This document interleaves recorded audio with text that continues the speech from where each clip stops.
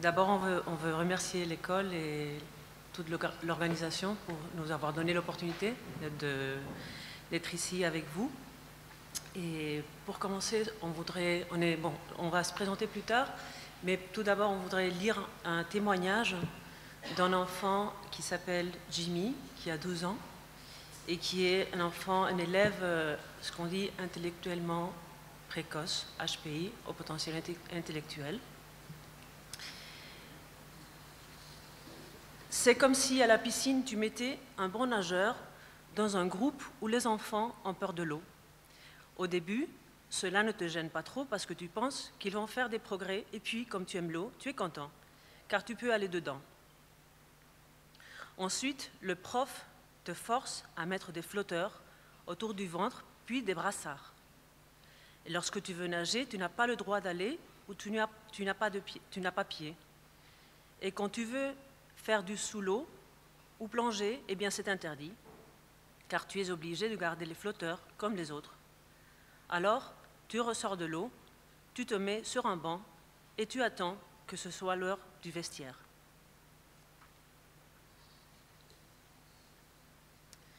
Alors nous sommes un collectif de familles, d'élèves, d'enfants qui se sentent un peu comme Jimmy, pas mal de fois à l'école, et pas seulement à l'école, aussi à l'extérieur, même dans le sein de la famille. Et depuis l'année dernière, on a commencé à se rencontrer, des familles, et on a décidé de créer un collectif de parents pour travailler avec l'école, pour mieux prendre en charge ces enfants, surtout parce que beaucoup d'eux sont brillants scolairement, mais il y en a d'autres qui vraiment sont en souffrance et qui ont des problèmes très, très graves de scolarité. Donc on est là pour parler d'eux, et pour ça on a pensé à inviter Jeanne Siot-Fachin, qui est la personne chargée, qui connaît vraiment ce sujet. Et donc on voudrait lui donner le nom. Ah non, tu l'expliques ça. Bonsoir. Bonsoir à tous. Alors notre comité, on l'a appelé Zèbre LFB pour la simple raison que Jeanne, si je me permets de vous appeler Jeanne, a été à l'initiative de ce terme qui se réfère aux zèbres avec ses rayures totalement différentes et qui ne sont pas du tout similaires. Donc ça représente un peu le profil des élèves au potentiel intellectuel. Et beaucoup d'associations ou beaucoup d'écoles s'avèrent utiliser ce terme. Donc on n'a pas été chercher loin. On a trouvé l'idée vraiment parfaite. Donc on s'est appelé Zèbre LFB. Et nous essayons d'être là. On est une commission du LFB aujourd'hui, de l'APE du LFB, pour être à l'écoute de familles qui sont dans la même situation que nous, dont les enfants ont des difficultés malgré leur haute capacité intellectuelle, donc des difficultés sur le plan scolaire comme sur le plan émotionnel, affectif. On a vraiment besoin de travailler là-dessus. On a la chance d'avoir beaucoup de soutien au niveau de l'école aujourd'hui. Donc, on ne va pas s'attarder sur le sujet. On a une grande spécialiste qui va le faire mieux que nous. Le message qu'on veut passer, c'est que notre rôle aujourd'hui, c'est d'ouvrir le dialogue entre l'école et les familles. Quand on dit l'école, c'est toute personne formant partie de l'administration, de la direction, comme du corps professoral. Les familles ignorent ce qui arrive à leurs enfants. Ils sont dans la peur, ils sont dans l'inquiétude, ils ne sont pas que dans la fierté.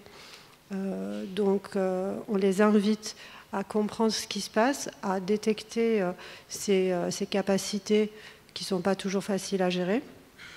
Et pour cela, il y a tout un cheminement. Le ministère de l'Éducation a déjà prévu des textes. Ils sont sur la page web du ministère.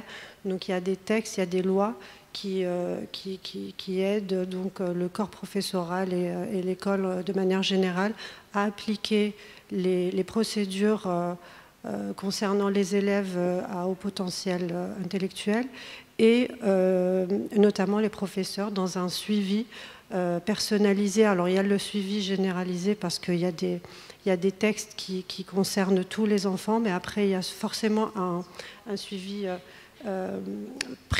personnalisé. Donc aujourd'hui on arrive avec des questions pour Jeanne et on souhaiterait vraiment qu'elle nous éclaire là-dessus. Je vous remercie.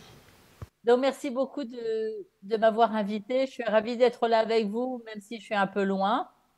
Mais je suis très près avec le cœur parce que, comme beaucoup d'entre vous le savent, et toutes les personnes qui sont à l'origine de cette conférence et de cette rencontre savent à quel point, depuis plus de 20 ans maintenant, je tente le mieux que je peux de faire comprendre les singularités et les particularités de ces enfants, de ces adolescents, de ces adultes d'ailleurs aussi, qui, euh, qui sont des êtres multiples et complexes, comme tout le monde, et qui ont à la fois ces incroyables capacités intellectuelles, qui peuvent comprendre, analyser, mémoriser et aller très vite dans leur possibilité de capter les informations, de les traiter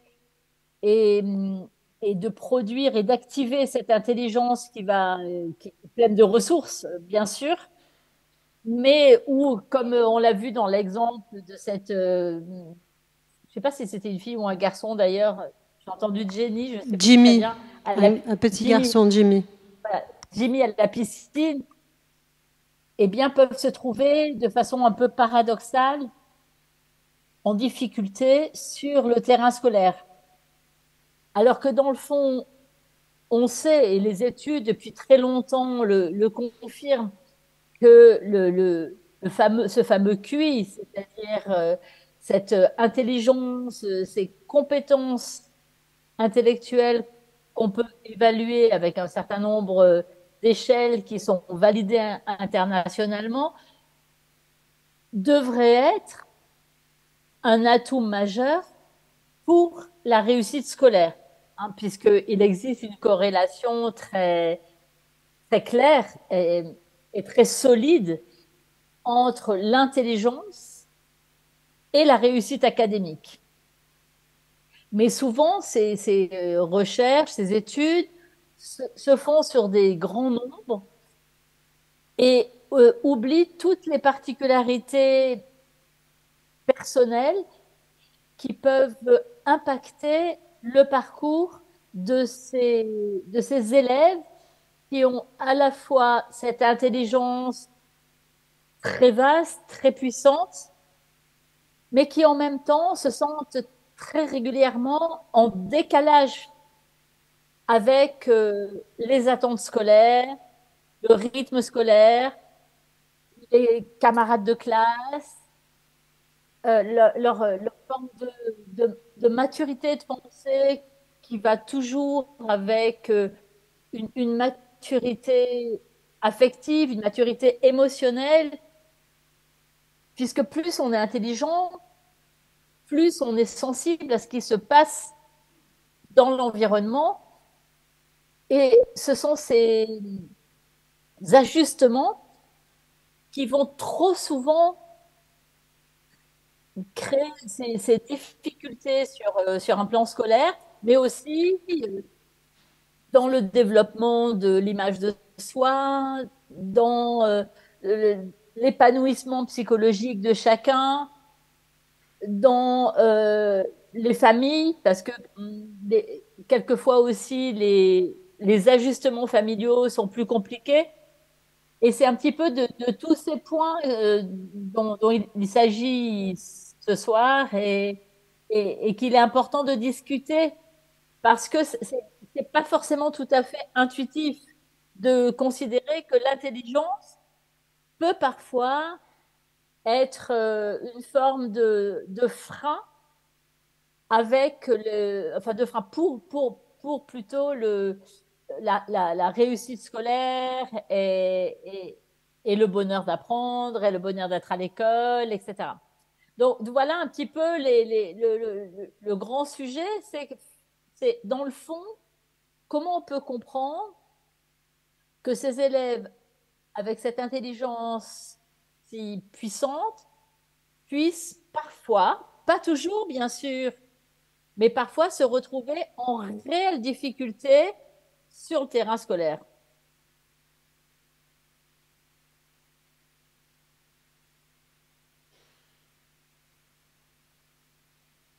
Je crois que vous aviez des questions particulières.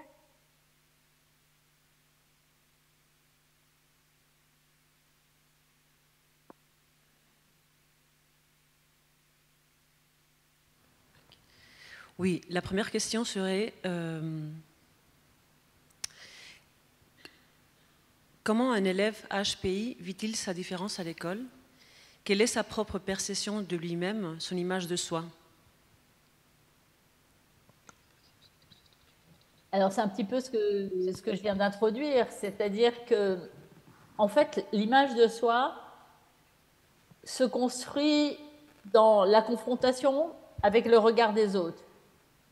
Et un peu, une fois encore, comme vous l'avez illustré avec cet exemple de Jimmy, quand vous avez cette sensation un peu persistante de toujours être un peu différent, de ne pas avoir les mêmes centres d'intérêt, de ne pas tout à fait comprendre ce qu'on attend de vous et pourquoi on l'attend de telle ou telle façon, quand vous vous intéressez à certains types de sujets et que dans le cadre de vos relations amicales, que ce soit à l'école ou ailleurs d'ailleurs, vous ressentez que ce qui vous préoccupe vous, que les sujets qui vous semblent essentiels, vitaux, ne semblent pas préoccuper les autres, eh bien, ça renvoie une image de soi abîmée. Moi, j'ai toujours été frappée de certains adolescents que j'ai rencontrés qui pouvaient me dire en fait, pendant longtemps, j'ai eu l'impression que j'étais pas normale, que j'étais idiot, que j'étais fou, parce que même quand j'étais dans un groupe avec d'amis, avec des gens avec lesquels je m'entendais plutôt bien, j'avais cette sensation constante d'être un peu comme derrière une vitre qui me coupait des autres. Et avec cette sensation que on n'était pas vraiment en lien, que la connexion ne se faisait pas vraiment. Et c'est ça qui est compliqué pour ces enfants-là, pour ces adolescents-là, parce que ça va se reproduire aussi, parfois trop souvent, pas toujours, une fois encore, avec les enseignants. Parce que quand vous avez un élève qui pose une fois, deux fois, trois fois une question sur un sujet qui l'intéresse particulièrement, parce qu'il voudrait aller plus loin, parce qu'il n'est pas sûr d'avoir bien compris, pas parce qu'il n'a pas compris au sens uniquement scolaire, mais parce que par rapport à sa compréhension des choses qui est plus vaste, il veut s'assurer que ce qu'a dit le professeur est conforme à sa représentation à lui du sujet et où il va avoir besoin d'aller plus loin. Et quand vous êtes un élève à l'école et que vous entendez régulièrement « Écoute, non, arrête de poser des questions, tu nous fais perdre du temps », ou bien encore ça c'est un sujet ou un point qu'on verra l'année prochaine, c'est pas dans le programme de cette année. Au bout d'un moment, l'élève qui est dans cette curiosité, dans cette envie d'apprendre, dans cette envie de partager, va se replier sur lui-même et va considérer que finalement, ces questions sont hors de propos, que ces préoccupations sont peut-être étranges puisqu'elles sont vécues comme impertinentes quelquefois par les professeurs. Et tout ça va participer de cette image de soi qui, malheureusement, peut se construire dans une forme de, je pourrais presque dire, d'incompréhension de soi. C'est très difficile de s'ajuster et de s'aligner quand on a en permanence ce sentiment de décalage, de différence. Parce que c'est pas la différence qui fait souffrir, c'est jamais la différence qui fait souffrir, mais le sentiment de différence et le regard que les autres vont renvoyer et qui vont continuellement nous envoyer ce message qui dit mais pourquoi tu poses cette question, mais tu es bizarre, mais regarde, nous on s'en fiche de ça, ça nous intéresse pas. Bon, toutes ces même si c'est pas formulé, mais toutes ces espèces de formulations qu'on lit dans le regard ou dans les attitudes des autres et qui rendent la position à l'intérieur de soi très inconfortable. Je sais pas si j'ai répondu à votre question.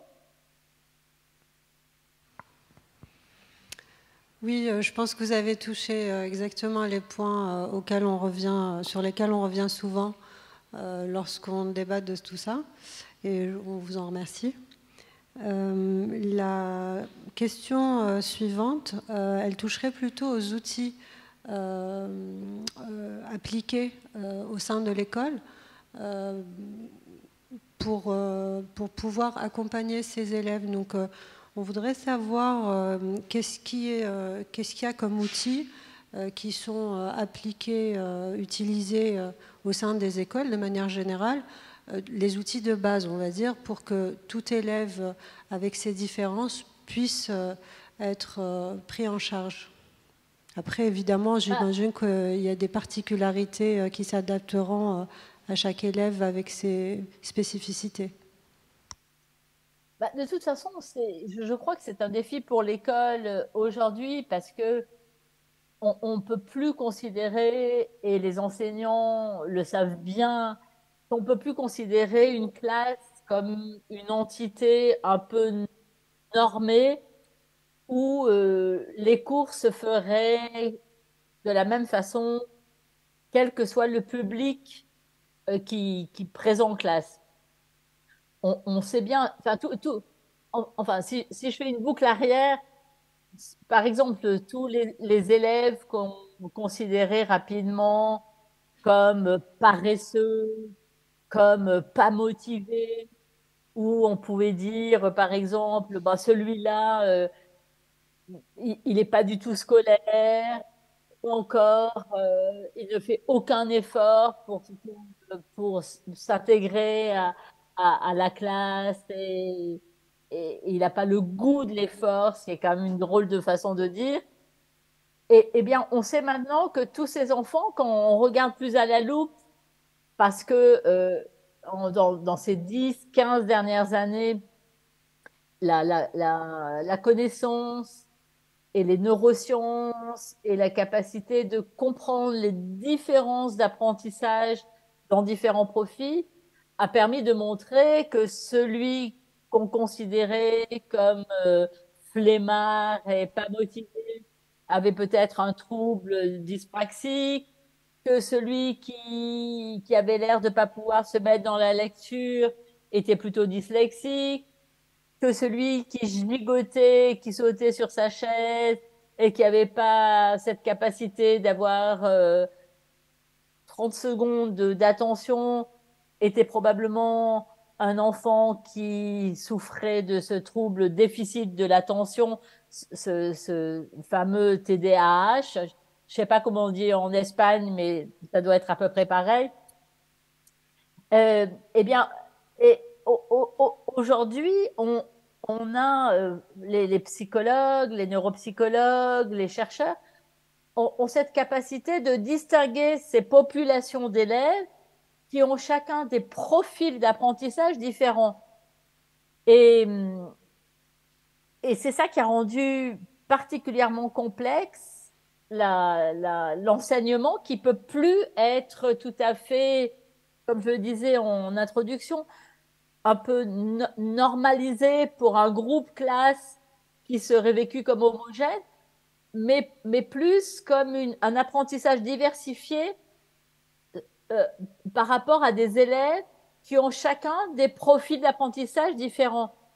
Ce qui ne veut pas du tout dire que on doit faire des cours spécifiques pour chacun et qu'il faut en permanence prendre en compte la différence de l'un et de l'autre.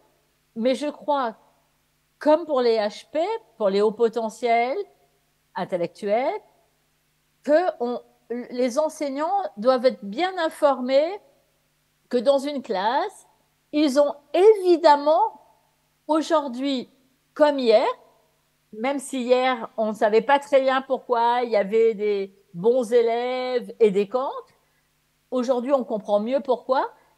Et ça suppose de la part des enseignants une forme de flexibilité, d'adaptation pour se dire, OK, je fais le mieux que je peux et je comprends que dans ma classe, il y a des profils d'élèves avec des stratégies d'apprentissage qui sont pas forcément les mêmes et que finalement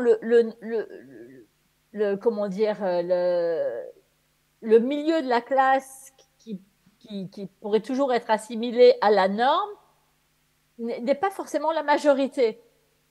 Et pour les élèves HPI, enfin, ça fait plus de 20 ans que je travaille avec ces enfants, ces adolescents-là, et beaucoup d'autres avec moi. Il n'y a pas de technique ou de façon de faire qui soit très spécifique.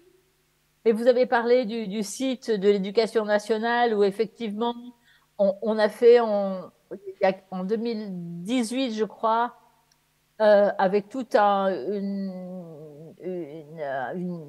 communauté d'experts, de chercheurs, de psy, d'enseignants, de pédagogues, de directeurs d'établissement, une sorte de vadémécum pour permettre aux enseignants, de repérer plus facilement ces élèves-là dans leur classe, et deux, pour permettre de dire précisément, pour répondre à la question, que dans le fond, ce qui était important pour ces élèves, et ça vraiment, j'ai pu le confirmer, l'observer des dizaines, peut-être même des centaines de fois, qu'ils ont surtout besoin d'être compris et d'être entendus dans leur singularité.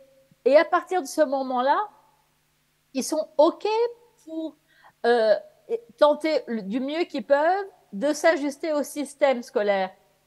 Mais ils n'y arrivent pas tant qu'on n'a pas pris en compte leur singularité et qu'on essaye de façon un peu butée, sans ouverture d'esprit, de leur dire c'est comme ça qu'il faut faire, il n'y a pas d'autre façon de faire, et si tu fais pas comme ça, tu seras puni, tu seras sanctionné, etc. Et de dire, bon ben, OK, voilà, le système scolaire, voilà ses attentes et voilà comment il est. Toi, dans ton système et dans tes attentes, parfois, ça ne va pas correspondre à tes besoins, à ce que tu considères important, mais ensemble, on va essayer de faire au mieux pour que toi, tu puisses fonctionner avec le système scolaire et que moi, en tant qu'enseignant ou en tant qu'école, je puisse entendre les besoins ou les difficultés qui sont les tiennes. Et à partir du moment où cette compréhension réciproque et cette confiance, parce que la confiance, c'est vraiment quelque chose qui est au centre du fonctionnement psychologique de ces HPI, ils ont besoin de sentir qu'ils sont confiants, qu'on leur fait confiance pour pouvoir à leur tour faire confiance.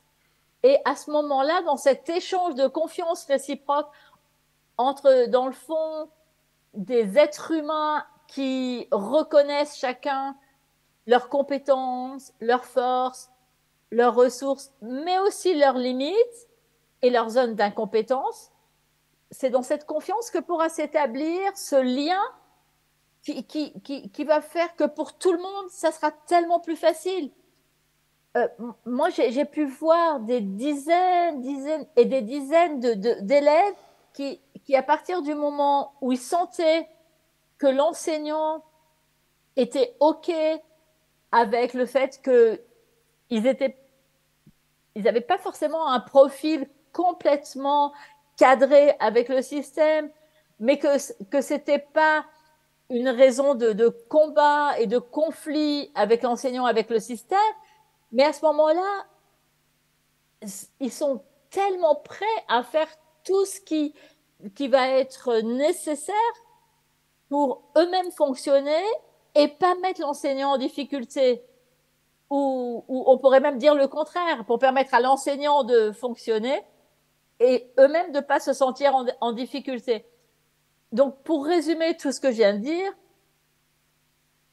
il me semble que la clé, c'est simplement que chacun accepte que l'autre ne fonctionne pas forcément exactement de la même manière et que chacun avance dans ses process, dans ses objectifs, dans ses impératifs, dans ses besoins, et que plutôt que de le laisser complètement parallèle et d'être méfiants les uns par rapport à les autres, c'est important de créer des points de rencontre, et à ce moment-là, ça fonctionne. C'est-à-dire qu'il n'y a pas de recette, il n'y a pas de technique, mais il y a simplement, mais c'est hyper important, une ouverture à la singularité de chacun.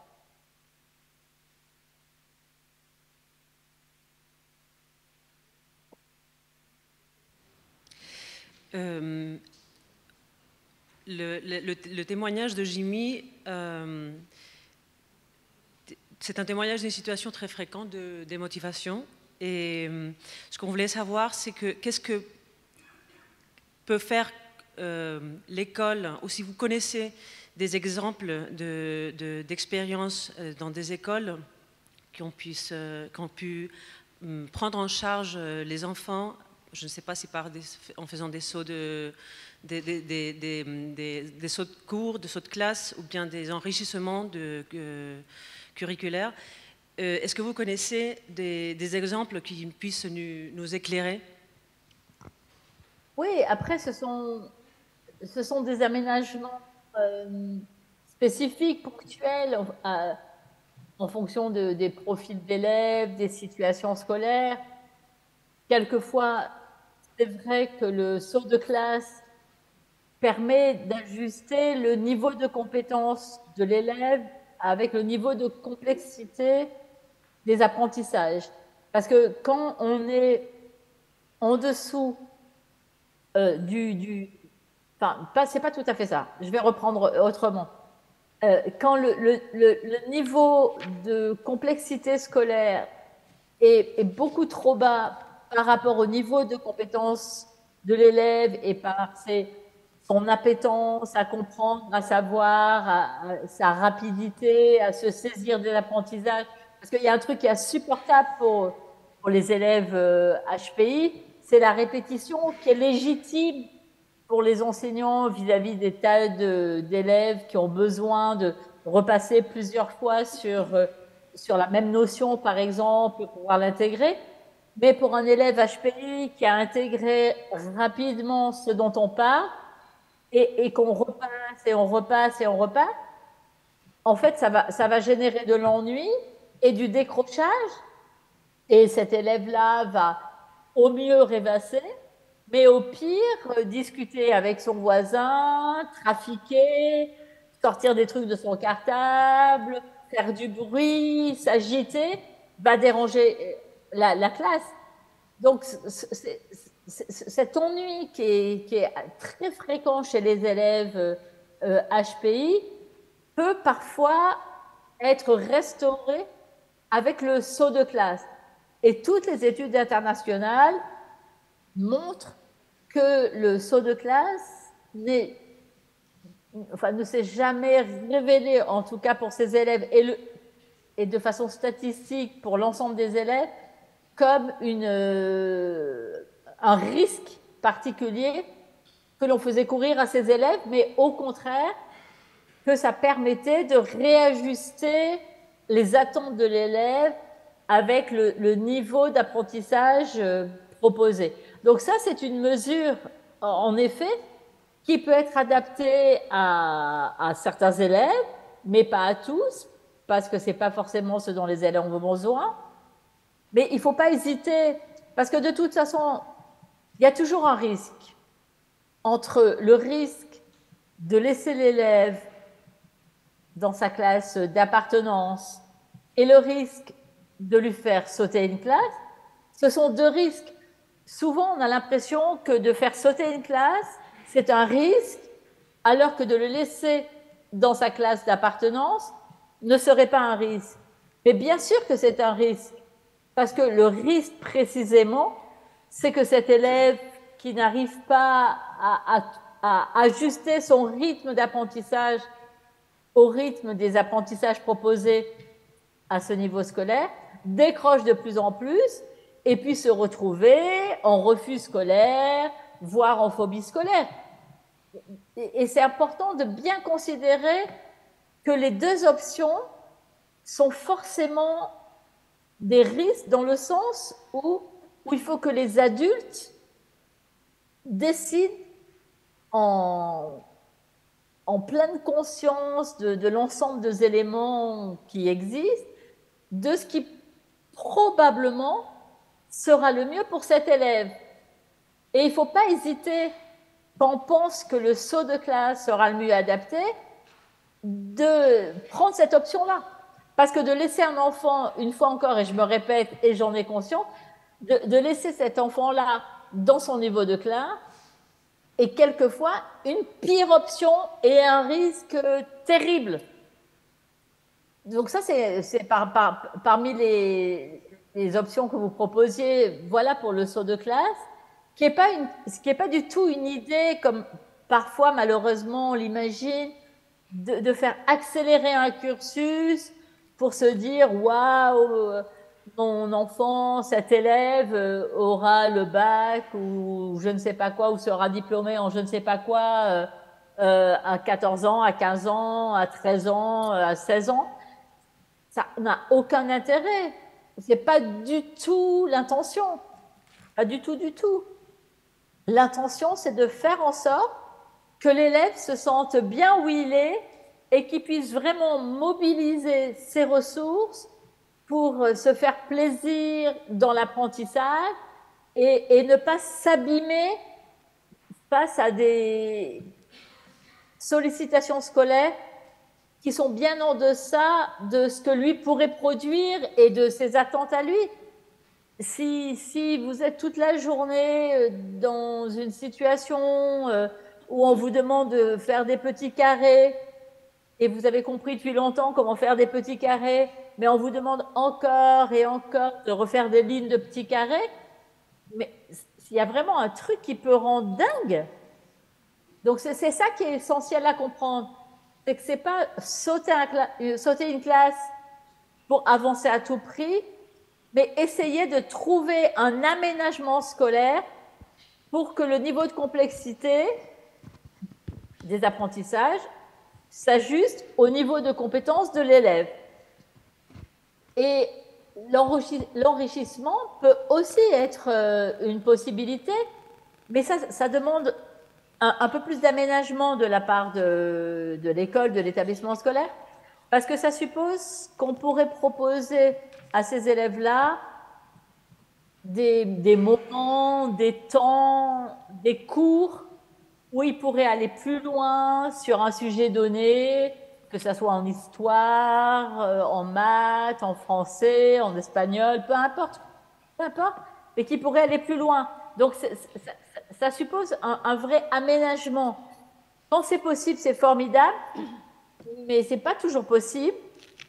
Mais surtout, ces élèves-là, par exemple, quand ils ont acquis une notion et que l'enseignant a bien compris, je vais prendre l'exemple des maths parce que c'est facile, quand l'enseignant a bien compris que l'élève a acquis cette compétence mathématique et qu'il est capable de résoudre toutes les équations qui correspondent à son niveau de classe, mais qu'on laisse cet élève faire autre chose, qu'on le laisse lire, qu'on le laisse gribouiller sur sa feuille, qu'on le laisse dessiner, qu'on le laisse rêvasser, parce que dans le cas contraire, si on lui dit mais écoute, reste attentif, ne t'imagine pas que tu as compris, peut-être que tu dois encore comprendre autre chose, c'est là que se crée la dissonance et que se crée la rupture de confiance, comme je l'évoquais tout à l'heure. C'est insupportable quand vous avez acquis quelque chose, qu'on vous redise encore et encore, mais vas-y, refais-le, et encore, et recommence. Et... Ok, j'ai juste compris, c'est ok pour moi. Donc, comment je peux passer à autre chose et comment l'enseignant peut accepter que cet élève-là, eh ben, il est allé plus vite dans sa compréhension, point, et que pendant ce temps-là, plutôt que de l'obliger et de le contraindre à continuer à écouter, être attentif, parce que c'est là où on prend le risque du décrochage et de l'ennui qui peut se transformer vraiment dans une espèce de colère que tout se joue en réalité. Donc, enfin, toute cette expérience accumulée me laisse vraiment penser que la meilleure question qu'on puisse poser à un élève HPI quand on sent qu'il y a quelque chose qui ne va pas, c'est de lui dire de quoi tu as besoin. Et quand on a cette capacité à poser ce type de questions, alors on permet à l'élève de comprendre et de sentir qu'on a bien perçu que forcément ses besoins et ses attentes n'étaient pas forcément celles de tous les autres, et que même si on ne pouvait pas y répondre tout de suite ou de façon satisfaisante pour lui, on avait compris. Et c'est ça qui fait toute la différence.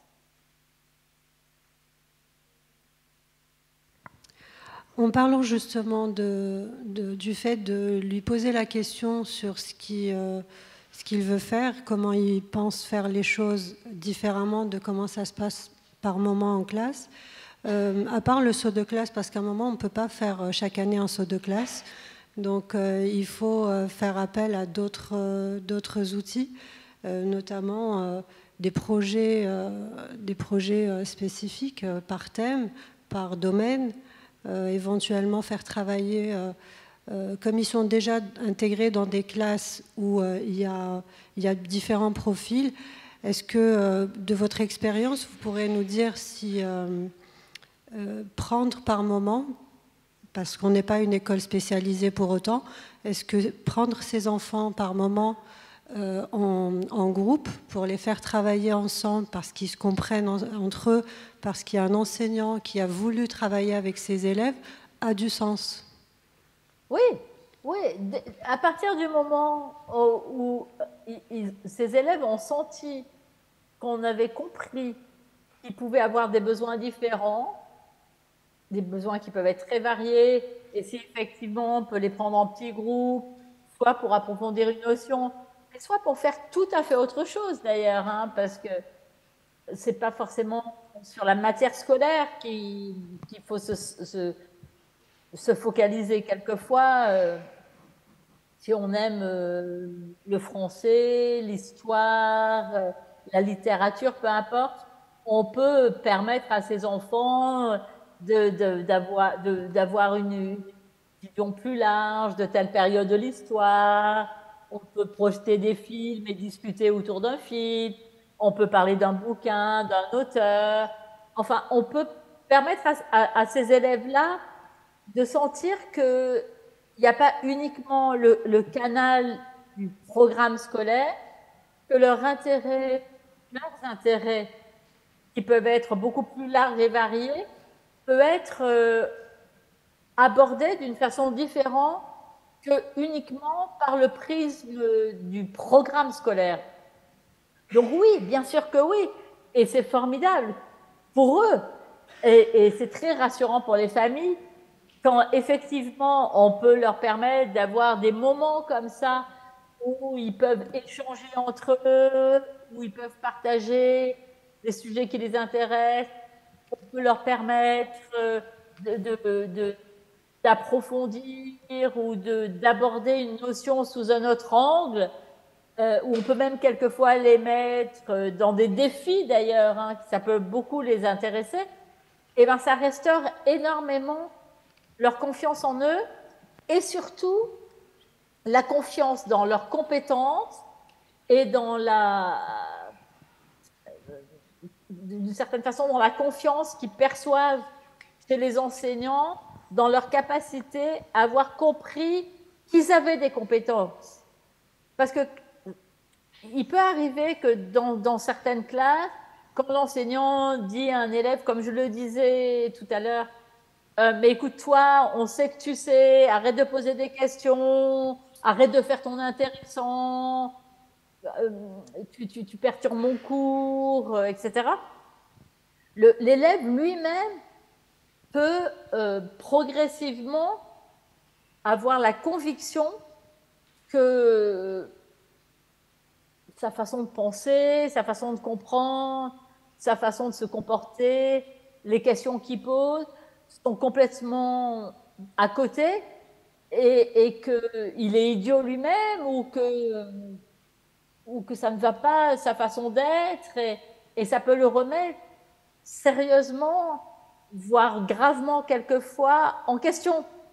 Donc en fait, tout ça est une espèce de cercle soit vicieux, soit vertueux, et je crois qu'avec simplement une connaissance du profil de fonctionnement de ces élèves et une acceptation de la part des enseignants que chacun a sa façon d'apprendre et qu'on peut aussi être ouvert à certaines particularités, ça suffit pour rentrer plutôt dans un cercle vertueux et même leur dire bah, écoute, je ne sais pas quoi faire pour t'aider, j'arrive pas à trouver, mais juste sache que j'ai compris que tu t'ennuies, que j'ai compris que le rythme ne te convient pas, que j'ai compris que c'est difficile pour toi, mais pas de la même façon par rapport à la difficulté que peuvent rencontrer des élèves plus habituels, on va dire. Ça suffit pour désamorcer quelquefois des angoisses qui peuvent comme ça monter comme des œufs en neige et qui peuvent se solidifier et devenir des espèces d'agrégats à l'intérieur de l'élève qui vont être de plus en plus difficiles à assouplir. Donc plus on a cette ouverture d'esprit spontanée parce que l'enseignant ne se sent pas mis en difficulté par un élève singulier, mais au contraire peut s'enrichir d'ailleurs de sa spécificité, mieux le dialogue sera instauré et plus l'élève sera en confiance, l'enseignant se sentira à sa place et la rencontre entre les deux sera productive pour les deux. Parce qu'un élève HP dans une classe, quand ça se passe bien, quand l'élève se sent à sa place, justement, qui se sent en confiance, qui se sent accepté, qui se sent compris, un élève HP dans une classe, c'est un formidable moteur et ça peut être assez réjouissant pour l'élève et réjouissant pour le prof. Je vais me permettre de poser des questions, Madame Jeanne Siofachin. Il y a beaucoup de questions qui viennent du public. Si vous avez un petit peu de temps pour nous répondre sur est-ce qu'il y a pourcentage global des HPI? Est-ce que vous avez une idée de ce que ça représente sur la scolarité dans les établissements français? Et les ratios filles-garçons, est-ce qu'il y a plus de filles, plus de garçons à HPI? Alors, je ne suis pas sûre d'avoir compris le début de la question. En difficulté, pardon. Est-ce qu'il y a plus de garçons ou de filles ça, j'ai HPI entendu, en mais difficulté? le début de la question. Et le début de la question, c'était quel pourcentage représentaient les HPI sur les élèves en difficulté? Alors ça, c'est difficile à dire parce qu'on n'a pas de chiffres vraiment fiables. Donc ça, je ne peux pas du tout répondre parce qu'il n'existe pas de chiffre officiel d'aucune façon. On sait que les HP, ça représente 2,3% de la population globale. Donc ça représente à peu près un élève par classe ou deux, selon la façon dont sont aménagées les classes et selon les types d'établissements. Et ensuite, par rapport aux filles et aux garçons, là, il y a quelque chose d'assez particulier, c'est que les garçons sont beaucoup plus identifiés que les filles. Pourquoi? Parce que un garçon qui est en difficulté, qui éprouve des difficultés, qui ne se sent pas bien, va être beaucoup plus bruyant, va beaucoup plus se faire repérer, va beaucoup plus manifester les difficultés qui sont les siennes, va être plus agité par exemple, et les parents vont beaucoup plus spontanément essayer de comprendre pourquoi leur fils éprouve de telles difficultés. Et les enseignants vont plus rapidement, de leur côté, les repérer dans les classes parce qu'effectivement, ils peuvent gêner la classe. En revanche, très souvent, et ça c'est un vrai point d'attention, et merci beaucoup d'avoir posé cette question, c'est que les filles ont une capacité d'adaptation qui est beaucoup plus importante et que quelquefois, chez les filles, l'inhibition de ce qu'elles sont et leur stratégie d'adaptation. Alors c'est vrai pour la plupart des filles, mais c'est encore plus vrai pour les filles à haut potentiel qui vont décoder les attentes de l'entourage. Qu'est-ce que mes parents attendent de moi? Comment je peux être la fille qui correspond le mieux à ce qui va rassurer mes parents? Comment je peux être l'élève qui correspond le mieux à ce que les enseignants attendent de moi?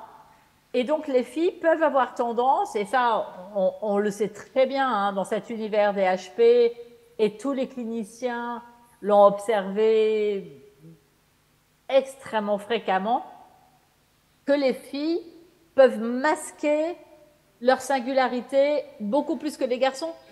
Donc, elles ne vont pas être identifiées, elles vont souvent être identifiées plus tard, et malheureusement, elles peuvent être quelquefois identifiées plutôt vers la moyenne adolescence, on va dire, parce qu'elles vont manifester des symptômes ou des types de pathologies comme des troubles alimentaires ou pour certaines d'entre elles des scarifications, c'est-à-dire autour du corps en fait, au moment de la puberté, parce qu'elles n'arrivent plus à tenir cette charge mentale de se sentir tellement différentes et de ne pouvoir rien en faire et d'avoir la sensation d'être enfermées dans quelque chose qui va les grignoter de l'intérieur sans même qu'elles-mêmes comprennent de quoi il s'agit.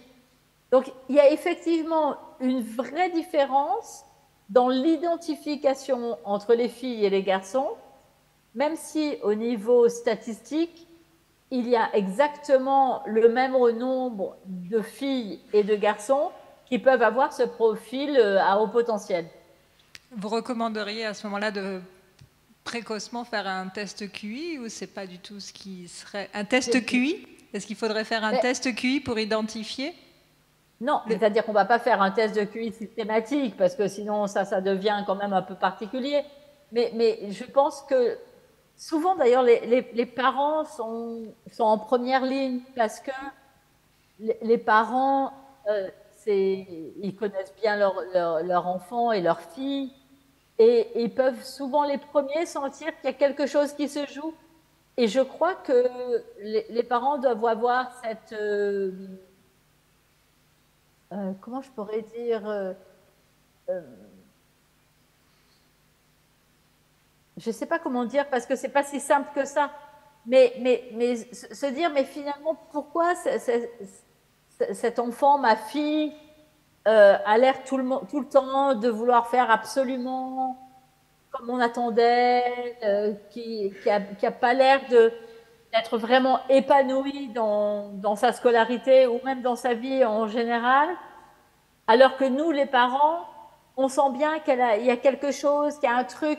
Parce qu'une petite fille HP, toute petite, comme les garçons bien évidemment, va manifester une forme de curiosité, de questionnement sur des tas de sujets qui ne sont pas forcément ceux des enfants du même âge, va se comporter d'une certaine façon, et l'école va venir normer d'une certaine manière ces filles qui vont tenter le mieux possible de rentrer dans le cadre, de rentrer dans le moule.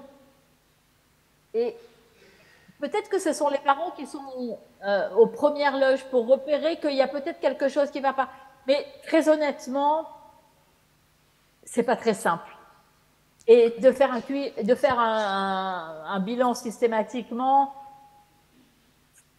peut-être que c'est très intrusif aussi.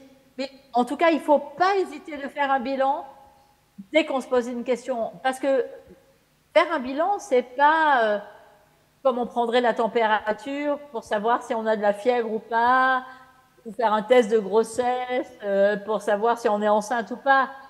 Faire un bilan, c'est vraiment se donner les moyens de mieux comprendre le fonctionnement d'un enfant ou d'un autre, quel que soit son type de fonctionnement, et mieux appréhender comment on va pouvoir ajuster de la façon la plus précise possible, que ça soit son éducation, sa scolarité, ou la compréhension de certains malaises ou certaines particularités, de certaines singularités de son enfant.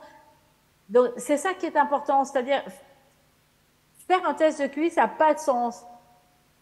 Faire une démarche de bilan pour mieux comprendre son enfant, c'est-à-dire toujours à la fois évaluer son fonctionnement intellectuel, mais aussi son fonctionnement affectif, parce qu'on n'est jamais d'un côté l'intelligence et de l'autre côté la dynamique de personnalité.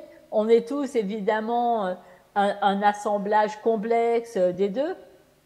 Eh bien, ça donne de toute façon toujours des réponses. Donc, ne jamais hésiter à proposer un bilan dès lors qu'on se pose de questions, mais probablement pas faire un bilan systématique pour tout le monde. Je vais vous poser une dernière question du public et je vais redonner la parole au comité Zèbre. Donc, pourriez-vous apporter un éclairage sur certaines caractéristiques communes aux enfants HPI et aux enfants TSA? Peut-il y avoir des difficultés de diagnostic?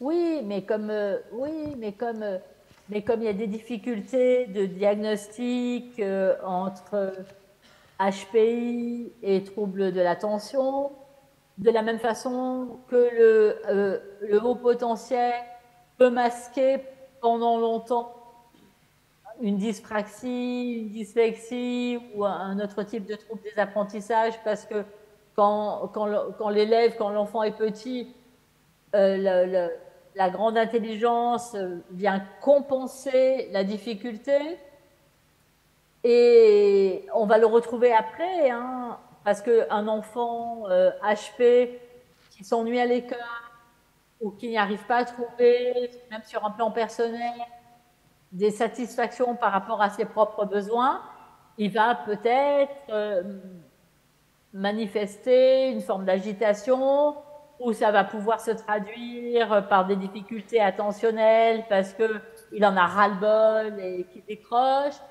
Et donc, il va bien falloir faire le distinguo en sachant en plus que les deux peuvent cohabiter, c'est-à-dire qu'on peut être TDAH et avoir haut potentiel, et qu'il va s'agir d'extraire les ressources de ces deux profils. Et pour le TSA, c'est quelque chose qui est très au-devant de la scène médiatique et autour des apprentissages aujourd'hui. Mais il y a évidemment des similarités, mais il n'y a que les professionnels qui peuvent faire vraiment la distinction. Parce que oui, il y a des similarités dans la sensibilité, dans le rapport au monde, dans le rapport aux autres, dans la difficulté quelquefois à décoder les émotions ou à décoder les implicites et les attentes scolaires, par exemple. Mais ça ne va jamais se traduire exactement de la même façon. Et puis, là encore, on peut avoir un trouble du spectre de l'autisme, hein, parce que TSA, c'est ça que ça veut dire, et malgré tout, avoir une intelligence très préservée, voire supérieure à la moyenne. Donc, tout ça, ce sont des profils complexes, et c'est vrai que c'est compliqué à la fois pour les parents, et bien évidemment aussi pour les enseignants, mais en même temps, c'est la richesse humaine et tout ça peut exister, tout ça peut cohabiter. Et il n'y a pas une réponse par rapport à un type de profil, il y a une espèce d'intention de comprendre au mieux un enfant dans ses singularités pour tenter d'ajuster le plus intelligemment, si j'ose, possible ce qui va lui être proposé sur un plan affectif, sur un plan émotionnel, sur un plan familial et bien sûr sur un plan scolaire.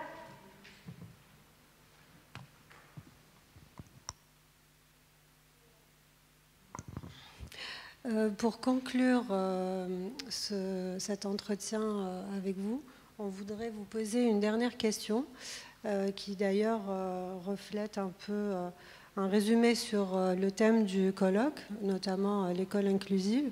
Donc on voudrait savoir si vous estimez que le manque de bienveillance, le manque d'empathie, le manque de patience que peuvent avoir des adultes comme des enfants Ils peuvent avoir qui, pardon ?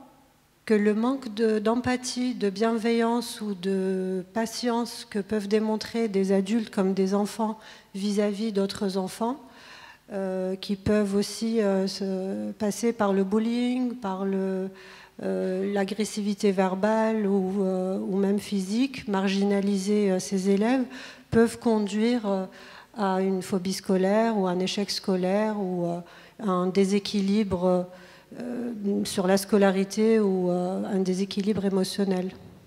Est-ce qu'on peut aujourd'hui parler d'un résultat venant de là, de toutes ces manques d'attention, d'un manque de bienveillance ou d'empathie que peuvent vivre ces élèves HPI, qui peut se traduire par un échec scolaire ou une phobie scolaire ou un déséquilibre, oui, tout simplement.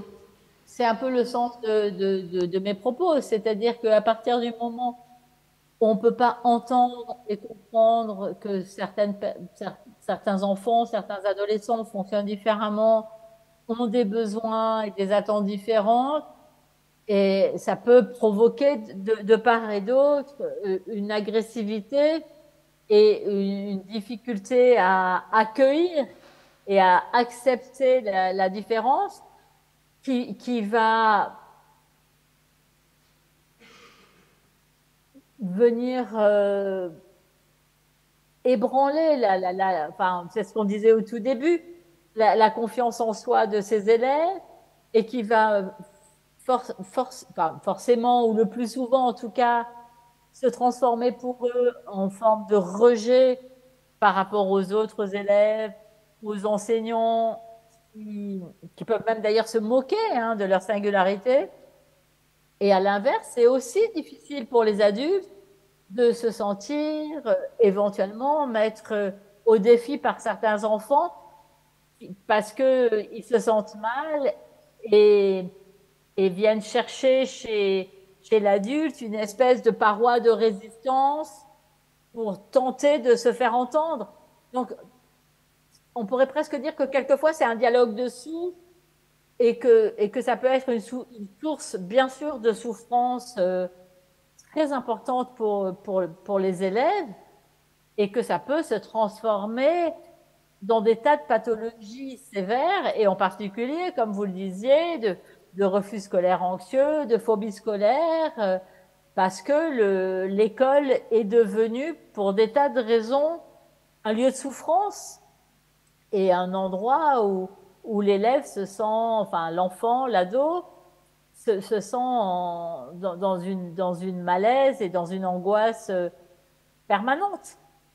C'est pour ça que vraiment l'ouverture et l'intelligence humaine de comprendre de part et d'autre que tout le monde est différent et que on peut tous cohabiter avec, pour reprendre votre mot, bienveillance, c'est-à-dire bienveillance qui est étymologiquement vouloir du bien et non pas se crisper face à des différences.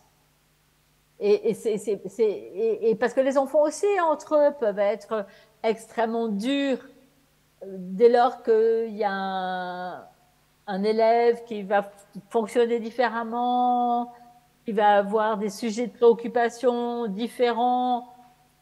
Ça peut agacer ou on peut se sentir agressé.